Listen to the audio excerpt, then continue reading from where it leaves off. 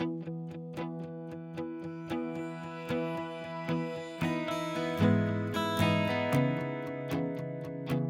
James H. Stanford Jimmy, born August the 7th, 1943, right here in Jackson. Actually right here I still live on the same place that we're just right next door to where I was born. Mr. Jimmy Stanford was the only child born to J.D. and Bessie Ruth Stanford. His father farmed and worked in construction, and his mother was a school teacher for 42 years. Young Jimmy learned the values of farm life early on, and he's still living that dream today. I'd come home from school, I'd jump on a 52 model Ford and take off and farm to dark. I'd cultivate or plant or whatever we was doing. I don't know, I just like to work on the farm, and that's the way it is today. I mean, I still love to watch stuff grow and start. I got a grandson that I'm hoping is going to be the same way I am, because that's the way it seems like he is today. The Stanfords have always had cotton, corn, soybeans, cattle, and hay.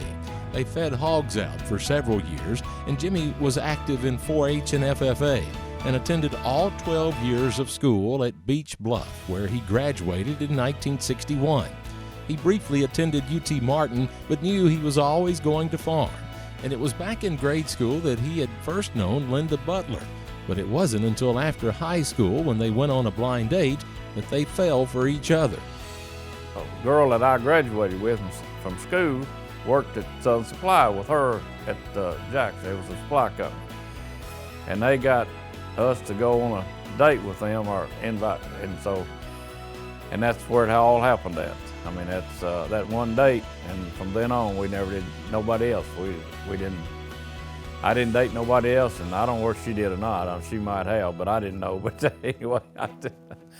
The Stanfords were married in June of 1966 and had one daughter. Today, they're hoping their one grandson will eventually continue running the farm. Along with the farm, the family purchased R&J Feed and Supply in 1987, and today the business continues to thrive. Mr. Stanford has continued serving the community by being active on several organizations, including the Soil Conservation District, the Tennessee Soybean Promotion Board, the 4-H alumni, and his dedication to his church, the East Union Baptist, has been at the forefront of his life. From being assistant choir director, teaching Sunday school, to chairman of the deacons, he's always serving his church family. I've always been in church even before I was born. I mean, my dad was a deacon. He was always was in church, and of course, I didn't know anything different, and that's a good thing.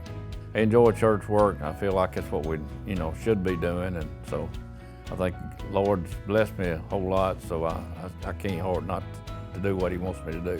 We tried to raise our girl up the same way, and she's in church, and my son-in-law's a deacon, so that's a good thing.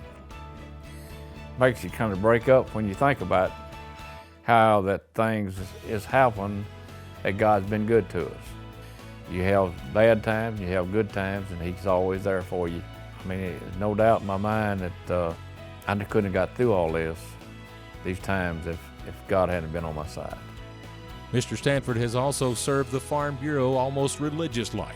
He remembers going to the membership barbecues when he was a boy and became active in the Young Farmers and Homemakers in the late 1950s. Both Jimmy and Linda served on the State Young Farmer Committee and helped to usher in the beginning of what is now called the Young Farmer Summer Conference. Jimmy was named as the State Young Farmer of the Year in 1971, and he's been active with the Madison County Board of Directors for more than 50 years, including 19 years as county president.